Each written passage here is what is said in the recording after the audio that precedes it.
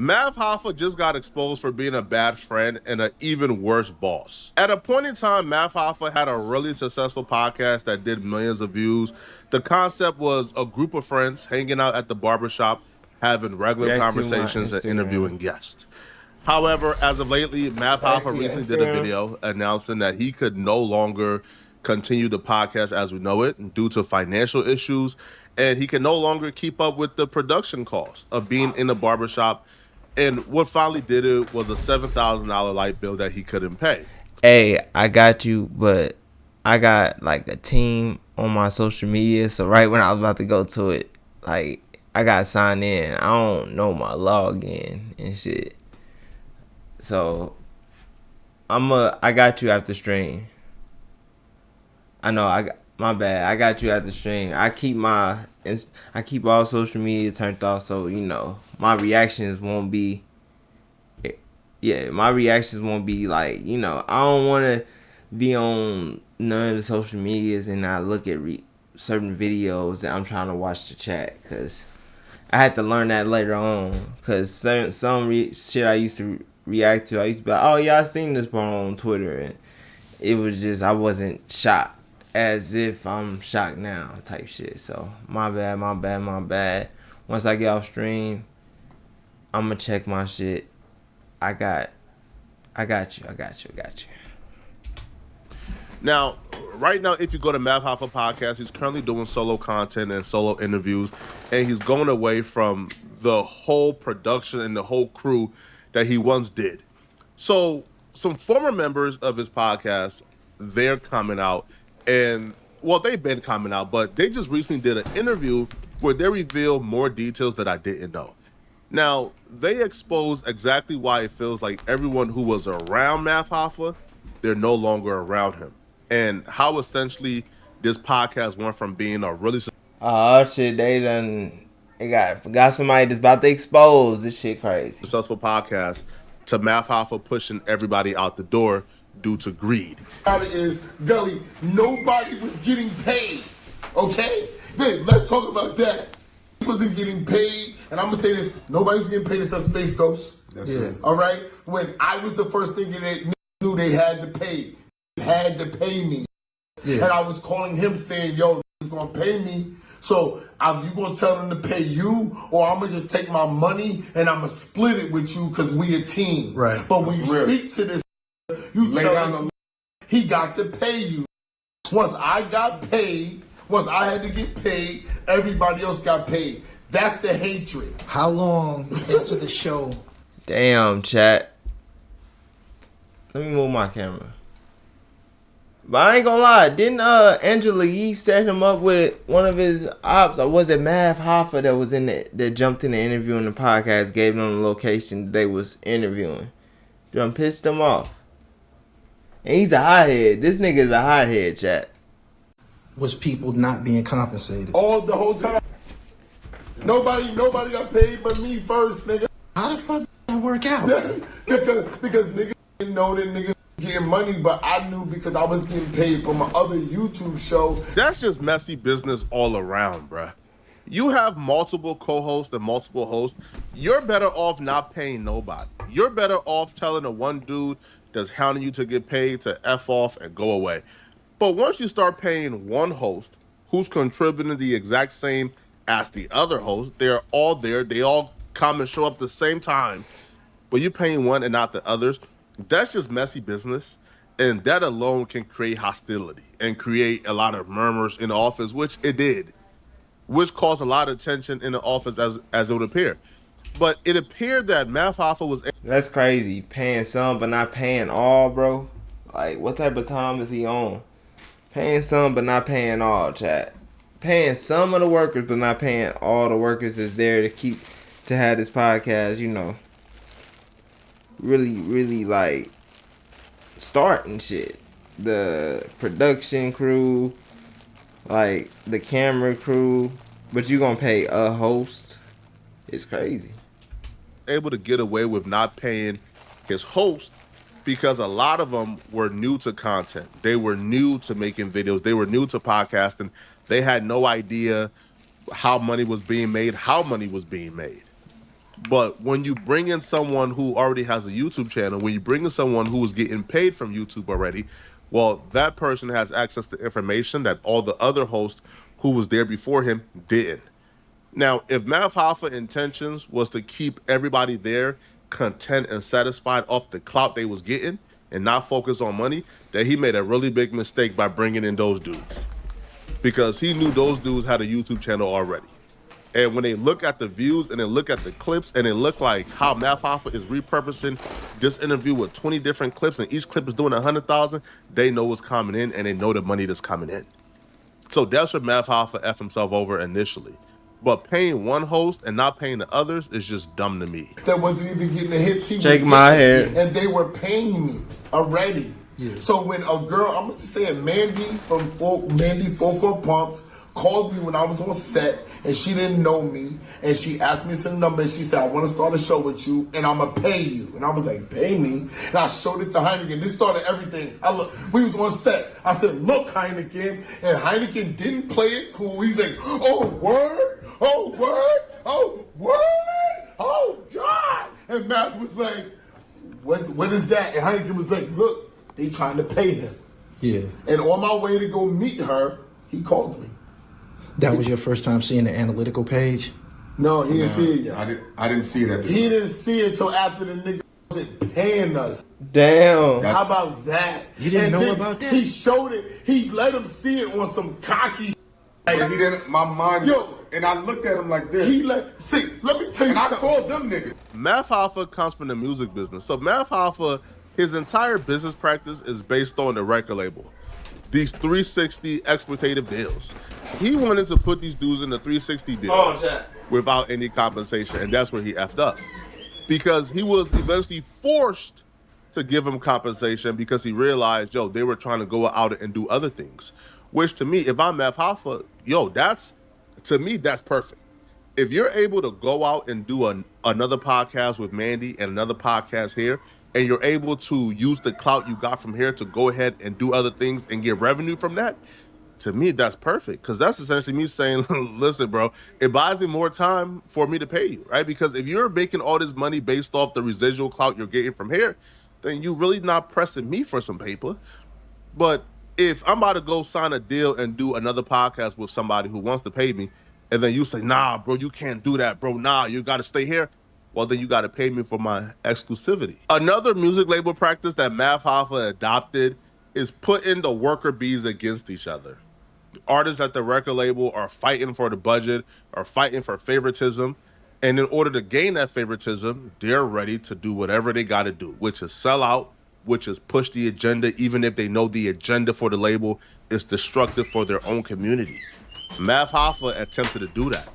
He found a host that he wanted to really ingratiate himself with to turn that host against the others. So how would he do that? He would take them shopping. Right? He get music label tactic. But this time it backfired on Math Hoffa because he's seen that these two dudes came in together and they were standing in solidarity. So in an attempt to tear them apart, he tried to target one of them that he thought was the weakest. He brought that person shopping, and then he made a fatal error. He showed that person the books. He showed that person the analytics to brag about how much money he was getting, how much power he got, and why that person should be loyal to him instead of his friend. But that backfired because all that person did was tell everybody how much Math Hoffa was really making on the channel, and that led to everybody demanding to get paid.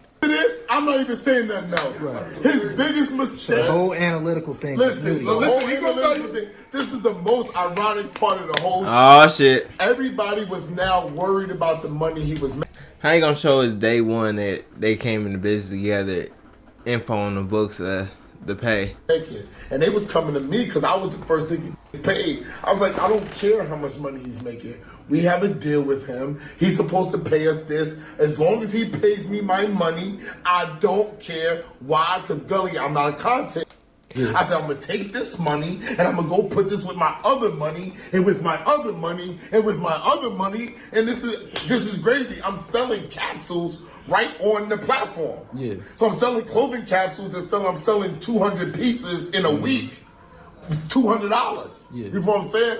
I'm gravy, right? So I'm making the money, I'm chilling, and for some reason he takes this nigga with him, right? Takes this nigga. He owes us all money at this time. Yeah. Everybody he owes money. That he shit chose crazy. to take a Haitian shopping, okay? And to show a Haitian nigga, look at all the money that I'm making. He would have been better off showing me, because I would be like, I don't give a f. You're making $200,000 a month and you owe me $3,000. Yeah. I don't care because I'm making my money. This nigga like, oh no, oh Esso, yo, this nigga get $212,000. I said $212,000 a month. I said what? He said nigga. I said I don't care. It's weird. I said I don't care what he's making. I don't care. The reason why I cared though, right? It's not about how much. It's that he was finding ways not to pay us. Payment. Yeah. So I'm sitting there like, The ball hog. you're paying us peanuts. You're making what people die to make for a year. Now that's just selfish, man. That's just crazy. insanely selfish. But from a YouTube, That's crazy, Jack. Hold on.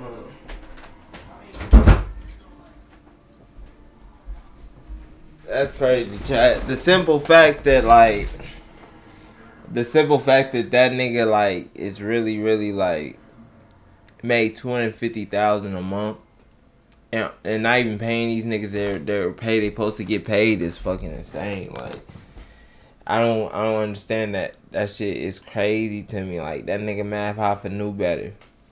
I don't know why you try to do some record label shit. And this is podcasting, my nigga. And this ain't no they making music then back ends, and this is podcasting, nigga. This is on that sign contracts on your platform that you gotta pay them. YouTuber perspective, like the money is not consistent. He probably made $212,000 that month itself, but did he make $212,000 the next month? Probably not. But the thing with YouTube is, and why I feel like Math Hoffa was probably reluctant to pay people, was because the money was not consistent. He didn't know the minimum he was gonna get every month. So when Math Hoffa was like decided on what to pay people per month, you gotta base it on what you feel like the floor is gonna be. And when you have 5 to 6 to 7 co-hosts, yo, that money starts getting a little thin. Even if it's $200,000. Yo, you pay, let's say every host, I don't know, five bands a month, which for a living wage in New York, that's nothing. That's $35,000 in payroll plus a cameraman plus the rent. That $200,000, you cut it in half with New York taxes, $100,000, right? So it's kind of like, but that $200,000 was probably the most he ever made in a month, right? He probably makes about, let's say, 40 to 50 bands. So when you're deciding what to pay people, it's kind of really difficult to settle on a static amount because you don't know as a YouTuber how the views are going to do that month, right? But still, you don't show people who are starving, who you haven't paid $212,000. Like, why? Like, that's just the dumbest idea ever. That's the dumbest, most streetish shit. You know, street niggas won't even think. They just want to gloat on how much money they got. You got old heads, so you know they don't really talk about how they keep cash on. But they will show the books on the nigga. Ever. Now, come to find out, they weren't the only ones, though. Math Hoffa had a cameraman, Space Ghost, who I believe he started off with, or he came in very early and helped Math Hoffa build this up. I think what he did to the cameraman was more egregious than what he did to the guys who came in when things were pretty much already established. What actually led to you stepping away from my expert opinion? It was a number of things. It was compensation was slow. Yeah. Let's keep it like that. Compensation was slow. I wasn't getting compensated, but it wasn't proper amount, and it was slow. It was not on time. It was not when it's supposed to be. Yeah. So that's one has already got me in the fucking whatever. Then he let my guys go. Yeah. So, and with no explanation to me. So I don't know what's going on with that. And it's like, that's ruining the show. Then there's a deal in place. Then instead of negotiating with me for the deal, he wants to throw me pennies or whatever the fuck on it. It's like, that's not how this works, bro. Right. You got to talk with me. I got all the shit that they want. Yeah. So I'm the guy you need to speak to so we can make this shit work. Right. And it's just it's a with him talking shit and talking crazy to me. Right. I'm out of here, man. During negotiation, you ultimately named a specific dollar amount that you felt that you should earn monthly. No, I asked him for $100,000. I asked him for $1. I asked him for $100,000 For 12 months? For a year? Huh? For a year? No, for if he was gonna get the Revolt deal, which was quoted for $3 million, $2 million, give me $100,000 out of that. Yeah. It was give it to me. It was, if you get this deal, this is what I want, because they want catalog. Yeah. So this is what I will give to you, and then you charge them with whatever when you want. I don't care. $1 million worth of game went through something similar, where they started off with Dev, where Dev had the studio, Dev had the cameras, Dev had everything, and they was filming and recording in Dev's studio, and Dev was handling all the production. But Dev was doing this thinking, yo, I really think this podcast can go somewhere. And he was with them when they was getting 5,000 views an episode. He stuck with them. And then eventually, $1 million worth of game grew to where a big deal was being offered. So Dev is sitting back thinking, yo, bro, we being offered $5 million, $2 million, $10 million. Yo, I'm about to get a huge payday. So when Gilly and Wallow came to Dev and they offered him like a per hour rate, Dev is like, hold on, bro. I thought I was a partner in this podcast. I thought I was like have equity in this podcast. I thought I was gonna get paid something. But they were just trying to offer him a per hour rate and giving him no percentages of what was being offered. And Dev was asking for a percentage and equity because he felt like, yo, I'm a partner. Like, we started this podcast in my facility from zero.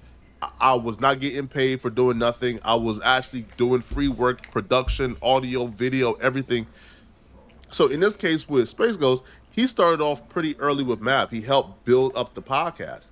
Now, if you know anything about production and you know about the entertainment industry, whoever hit record on the camera, they own the content. So with Mav not really having the business sense to draft up a contract and say, yo, when you hit record, this content belongs to me, that means that Space Ghost owned the catalog. He owned everything because he was the one that was hitting record.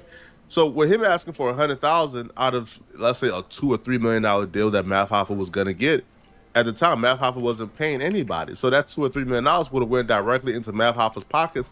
$100,000 out of that, I think, is fair, especially if you started off together. But you know, it looks like this right here is the real reason why I think the Math Hoffa experiment failed. Math Hoffa didn't really take care of people around him. They didn't do good business by the people who was dedicated and committed and who was there when no money was coming in. But let me know in the comment section, man, what do you guys think about this? All right. Do you guys believe that Math Hoffa should have paid them more? Do you guys believe they were entitled? Let me know, okay? And if you're still watching, click on this video here somewhere on my screen. Sauce Walker got a very scary... Truth be told, I feel like that nigga Math Hoffa, you gotta do better, bro. For you to do your team like that, bro, want a team and do them like that, that's kind of fucked up, bro. Especially how you getting paid, bro. You got...